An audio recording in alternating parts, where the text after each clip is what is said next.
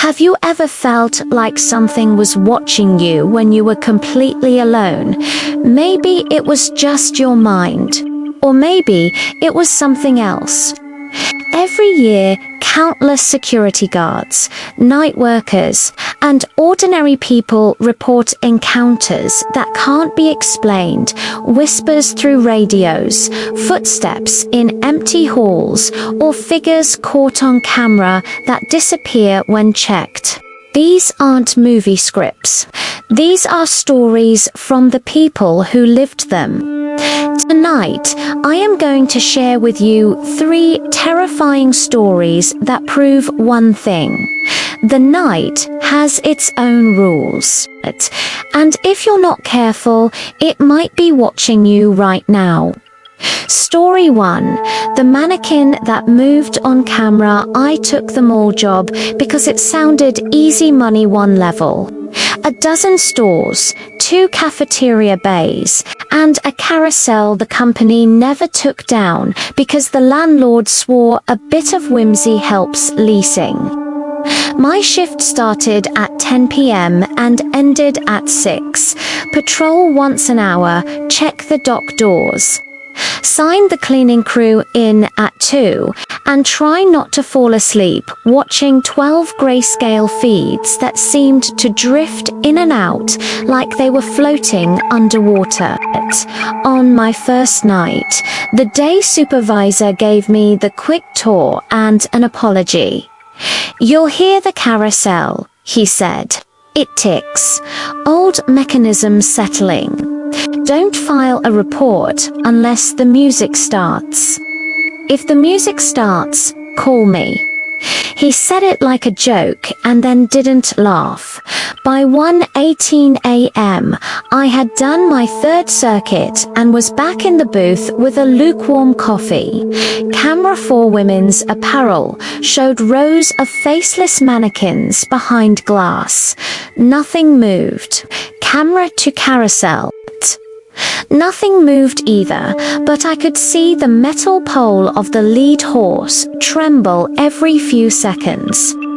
A sympathetic vibration from somewhere else in the building, like a heartbeat too slow to be human. I didn't notice the first change in camera for until the screensaver kicked in and I tapped the keyboard to wake it. One of the mannequins had turned. It faced the glass now. I rewound the feed, frame by frame. The mannequin didn't turn on camera. It was facing forward in one frame and facing the glass in the next, with no in-between. I checked the door log, convinced the tenant had snuck in for a late-night display tweak. No entries. I chalked it up to my eyes. At 1:33, the carousel creaked hard enough to hum through the booth's floor. Camera 2 brightened for a second gain compensation, but there was nothing there. I went back to camera for now 2 mannequins stood at the glass, shoulders angled like gossipers sharing a secret. I rewound again. Same thing. 1 frame, normal. Next frame, wrong. I told myself I'd do another walk, shake it off. The malls smelled like Windex and old popcorn. When I reached the women's store, the gate was down and locked. Behind it, the mannequins waited. They weren't at the glass. They wore their clothes and their blankness like they had all night. My reflection in the roll-down door looked softer than it should have. I kept walking.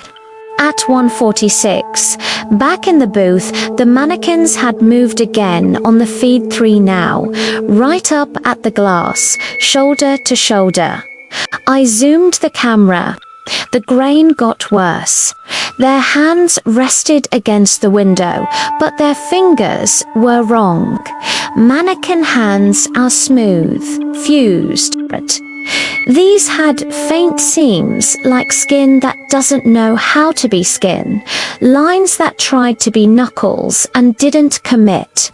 I swore, stood up too fast, and the coffee bit the back of my throat.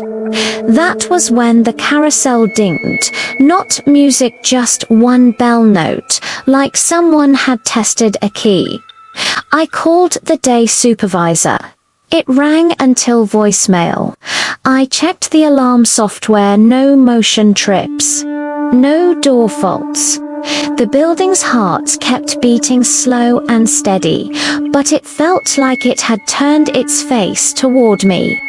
At 2:07, the cleaning crew buzzed at the dock. Two women I recognized from the sign-in sheet stepped inside with carts. I signed them, told them I'd do a quick pass, and pretended I wasn't checking to see if anyone had slipped in with them.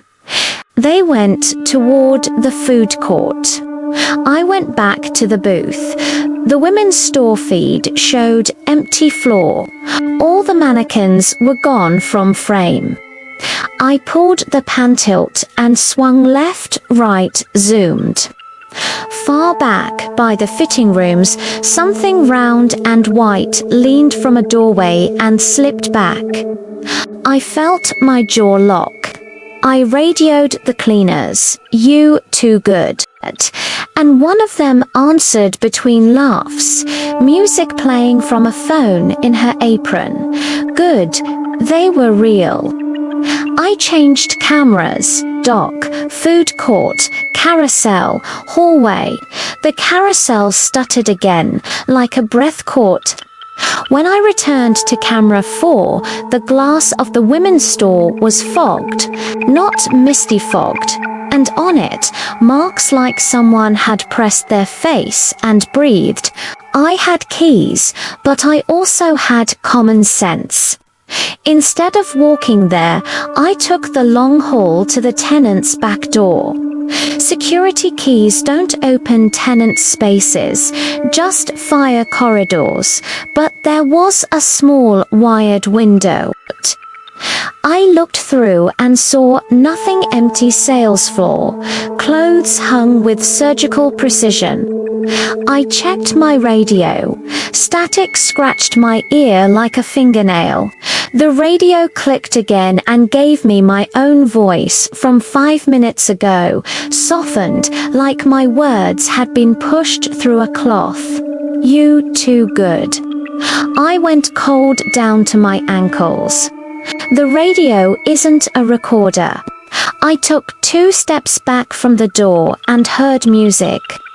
Not the cartoonish carnival song I expected, but 6 notes from a child's music box. Distant. Wrong. I ran a hand along the wall to steady myself and felt a dent where the drywall wrinkled under the paint. The shape was the height of a face, a shallow oval pushed from the other side. I didn't press back. The cleaning crew radioed me laughing, unbothered to tell me someone had arranged the food court chairs into a circle while they were in the restroom. I pretended it was a prank, promised to review the feed, and told them to work the South Hall next. When I sat back at the booth, the women's store camera showed the mannequins again, neat as catalog pages. But someone had turned a single mannequin's head so the empty face pointed straight up, as if watching the ceiling. The glass was clear. No fog, nothing. My supervisor called at 3:02, groggy. I told him the carousel had chimed and he cut me off with a long exhale. Power fluctuation happens when the HVAC changes modes. I told him about the mannequins. He said tenants come in after hours, sometimes to merch, that I shouldn't report it unless I saw a person. I asked about the radio repeating me. He told me to check the battery. The line clicked. I stared at the handset. I didn't want to touch it. At 3:33 on the dot, the carousel camera brightened like noon. The lead horse, the one with the peeled paint around the eyes, turned its head on frame. Not a jump, a slow, creaking turn, and the glass eyes found the lens. The booth went quiet enough to hear the frayed belt inside the ventilation spin. The day supervisor's warning replayed in my head. Dan T. file a report unless the music starts, and 6 notes from the music box answered like it had been waiting for its cue. The hallway lights between me and the carousel popped on in sequence, one by one, as if someone was walking past motion sensors on an empty path. I stood. I don't know why. You always stand when something ancient looks at you. The radio hissed. A voice that was almost mine said, "You too good." And then, a beat later, answered itself with laughter that sounded like mops on tile. I did the only thing that made sense. I turned every camera toward the carousel and recorded. The horse didn't move again, but for the next 2 minutes, the whole platform shifted a fraction of an inch, like a breath under a blanket. When I sprinted there, the smell hit me, the cold, floral odor of wig heads. The nearest horse's bridle hung loose, strapped twisted as if chewed. On the painted mane, I saw finger drags in the dust that were the wrong distance apart to be human. Too close, too many. At 3:41, my phone buzzed in my pocket. Unknown caller, I answered without thinking.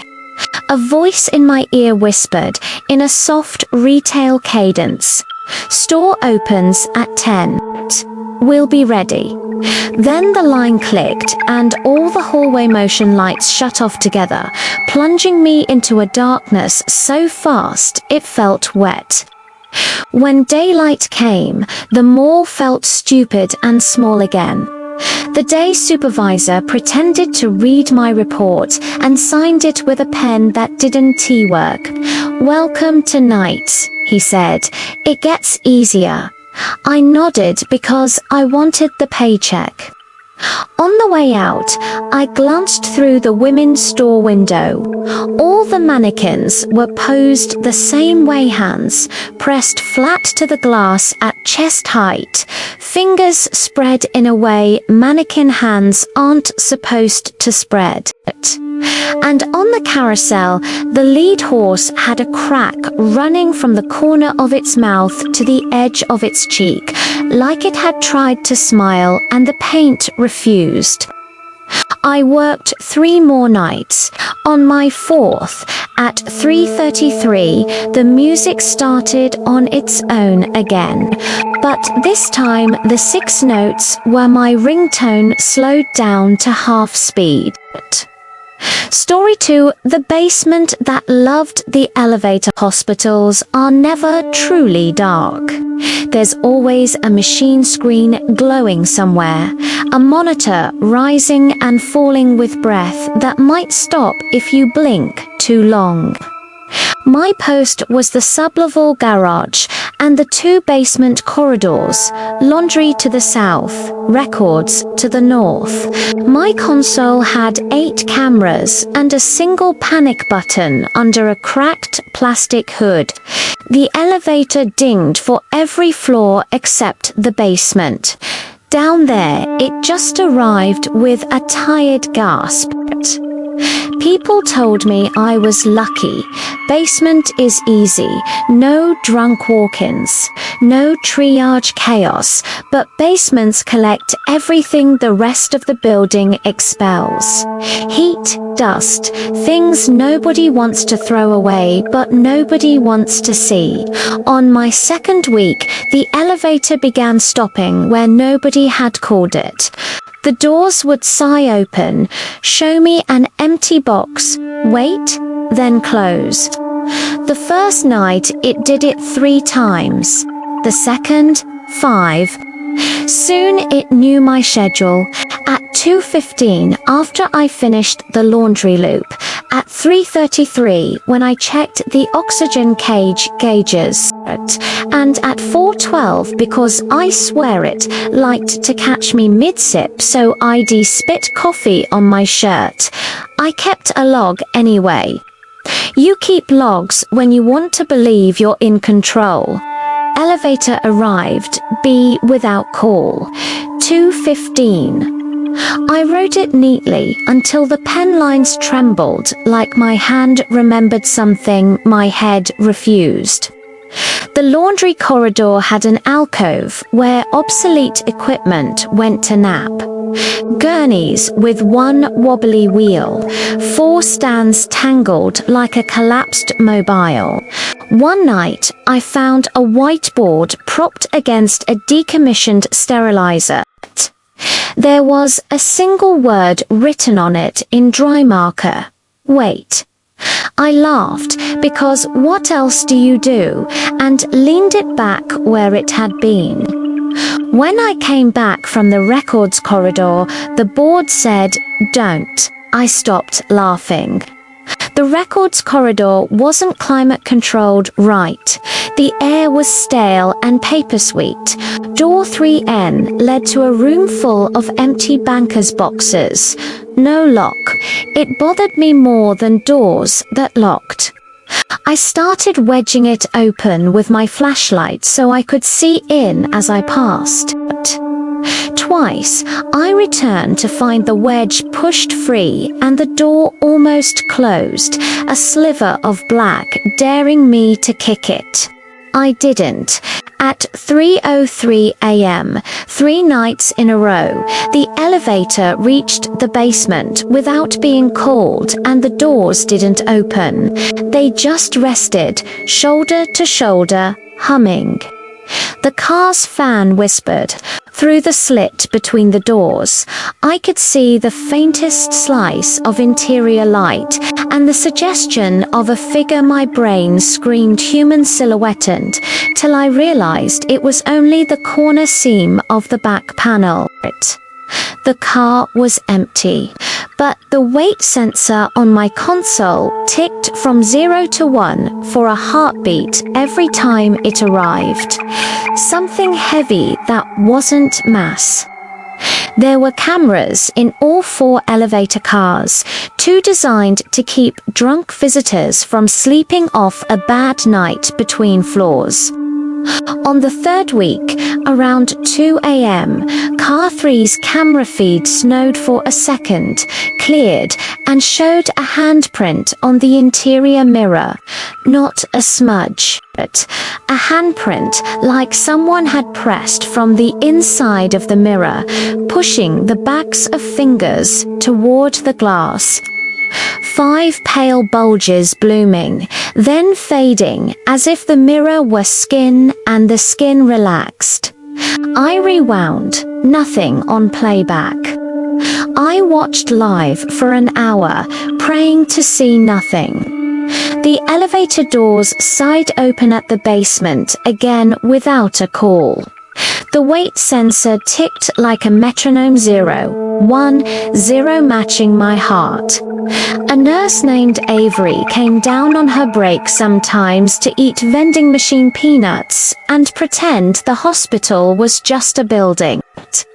She saw my face that night, followed my gaze to the monitor, and shrugged like she'd already decided the only way to stay sane here was not to be. The basement loves that elevator, she said. We used to say there's a patient who never learned the floor numbers. It writes on the whiteboard, I said, a little more desperate than I wanted. She took a peanut, chewed, considered, then right back. So I did. I found the whiteboard and wrote, "What do you want?" Felt ridiculous and leaned it against the sterilizer again. When I finished my loop, the board had an answer in my own rushed block letters. For you to wait. I backed away until the sterilizer's metal lip caught my belt, a stupid human thing that made me feel replaced and clumsy. I stopped taking the elevator in my head. I used the stairs, even between basement and lobby, even when my knees bit back. But you can't refuse a building that's already learned your route. It started sending the car to meet me at the bottom of the stairwell, doors already open, as if a friend had called the ride for me.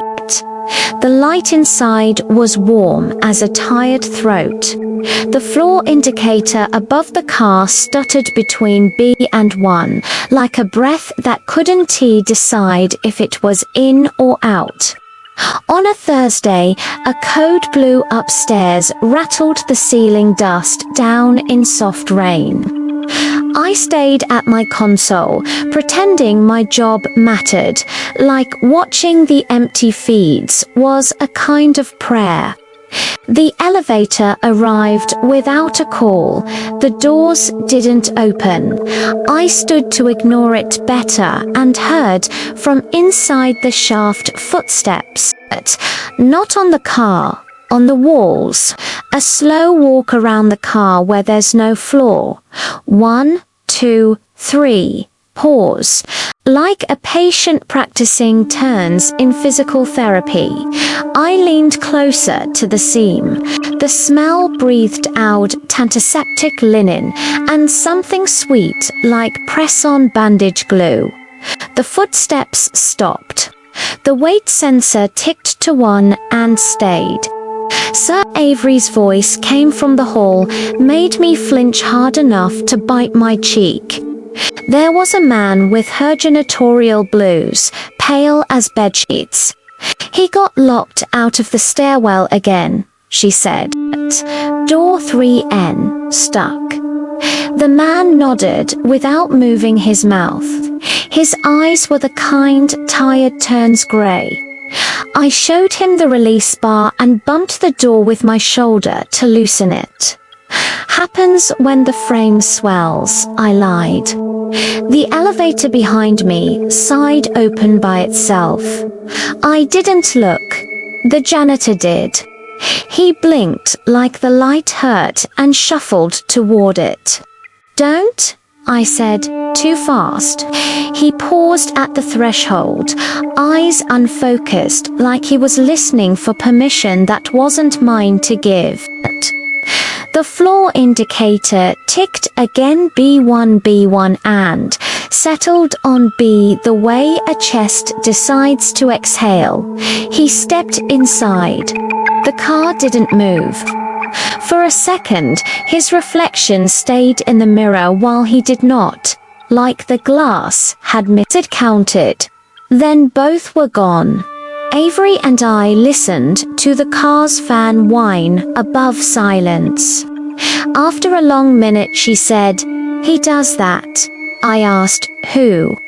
She looked at me like I'd missed something and answered, "The guy who cleans the rooms that aren't used anymore."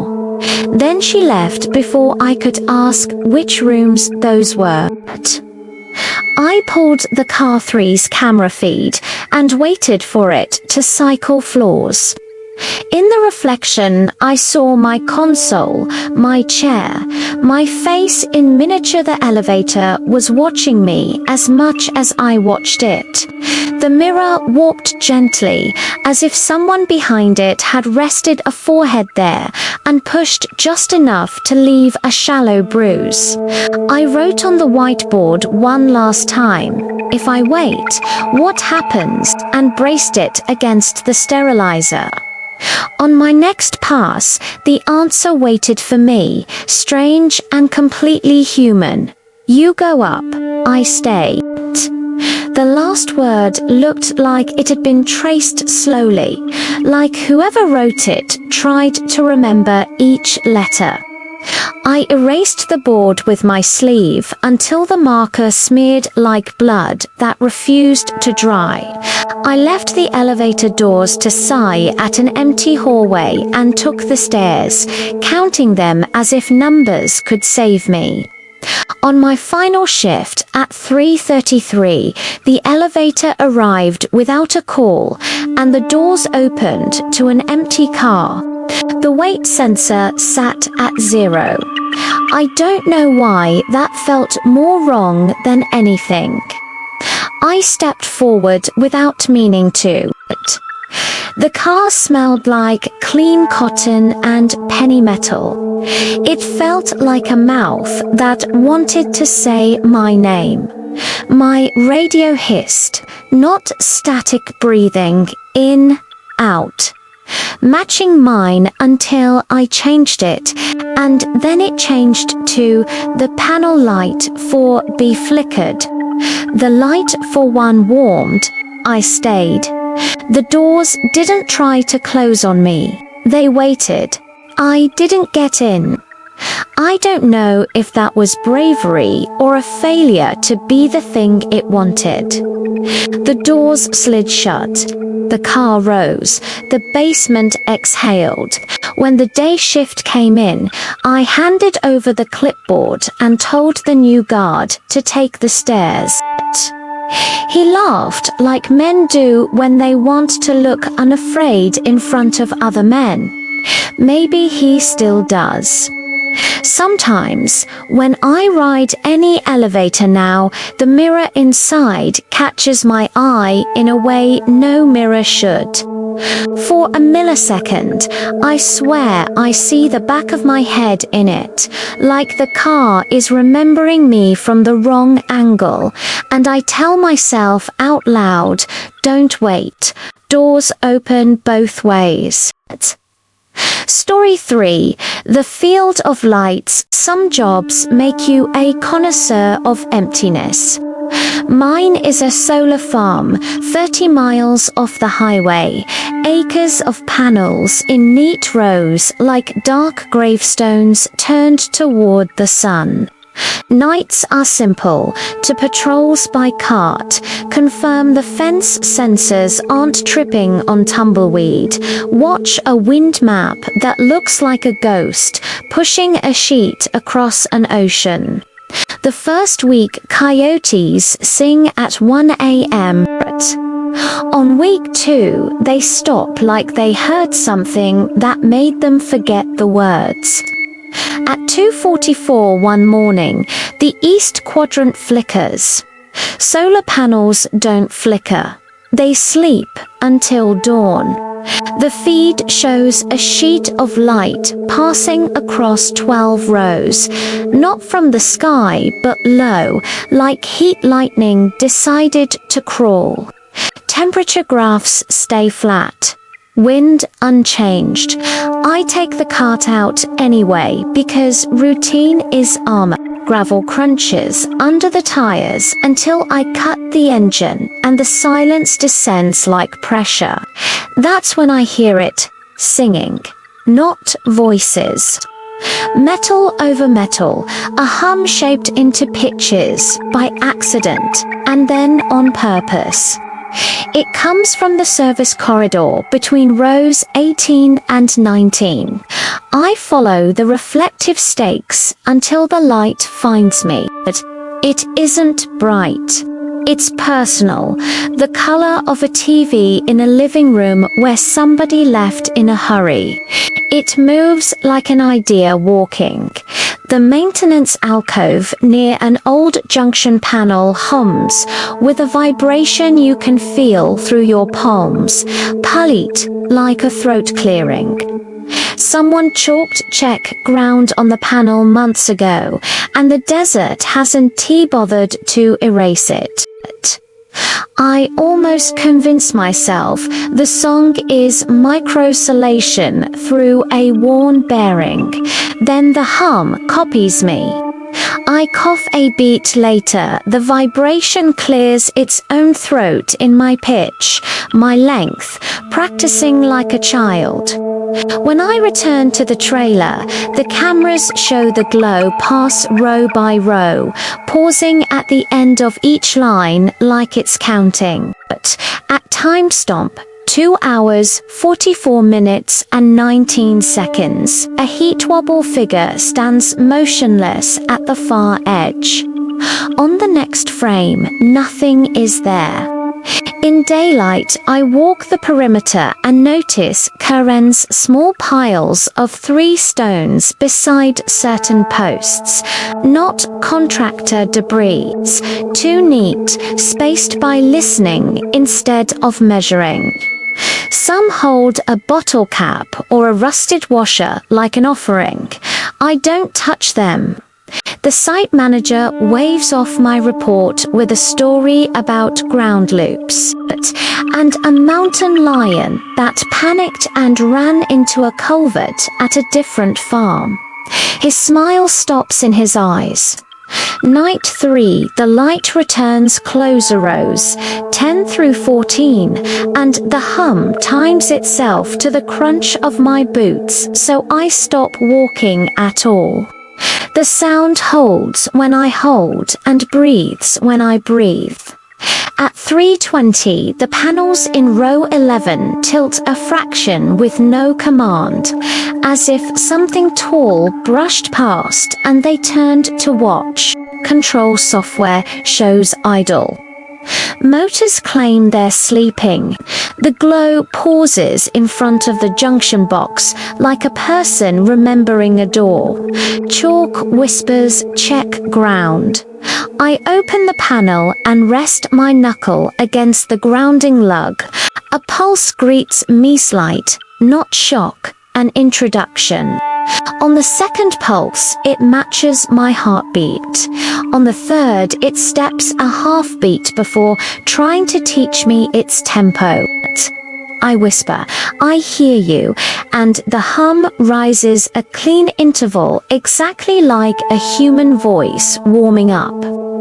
Far down the row, the glow gathers into the shape of a man without filling space, bending it instead.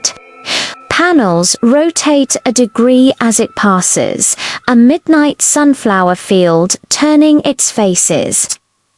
I say my name because names are nails you hammer into wood so the world holds still. The hum repeats it in a metal accent that makes the hair on my arms lift. I step back and kick a can, knocking the top stone off. The hum breaks like a dropped cup. The glow vanishes. Every panel corrects to neutral at once, a sigh of pages closing. The ground under my boots feels hollow for a breath, a drumhead stretched over a mouth trying not to inhale me. I crouch and set the stone back. The hum returns in a quieter key, apologetic, learning. For the next week, I leave small offerings by cairns I pass. A dead AA battery, a washer, a coin. When I do, the hum softens for a minute, as if settling. When I don't, the light paces the fence line and the trackers behave like sulking animals. A storm parks on the horizon and refuses to arrive. Heat lightning stitches the sky with no thunder. The grid requests pre-storm posture. I send the command. The panels ignore me and angle east as if dawn has come at 2:12 a.m. The glow pulls itself into a long edge down row 12, like a motel neon scene from a speeding car. Beyond it, the desert goes blacker than dark. I cut the cart lights and go on foot. The Karens have multiplied where there was one between rows 11 and 12. There are 3. The breath beyond them isn't wind or animal. It's the held inhale of a crowd just before a first chord. The hum presses against my knees like a cat winding through you. Not a touch, but the memory of one. I say, I can't let you in, to the panel and the ground, and the trackers finally obey pre-storm posture, turning away from me and whatever stands with me. After that, I make rules. Don't speak, don't set anything down you want back. Step around Karens, like they're graves with good hearing. Still, the glow patrols the far edge most nights, pausing at a corner of fence where a truck bent chain link years ago. It studies that thin place and leaves it alone for now. On my last week at 3:33, the panels in rows 17 through 19 snap to face due north in a move the software docent T-log. Every cairn I can see gleams like it has its own moon. The hum stacks into chords, electric throats in agreement, and stops so suddenly I think I've lost hearing. In that pause, I hear footsteps beyond the fence in the scrub. Not coyote, not human. A phrase of pace. 3, pause. 2, pause. 3. My radio hisses and says my name in a voice that might be mine if Copper learned language. I don't answer. The panels turn back together like soldiers. The glow dims. When my contract ends, I don't renew. The manager shrugs. People burn out on quiet. On the drive out, I collect my offerings, the battery, the washer, the coin, and do one wrong thing on purpose. I knock a top stone from a cairn with the side of my boot. The hum doesn't break this time.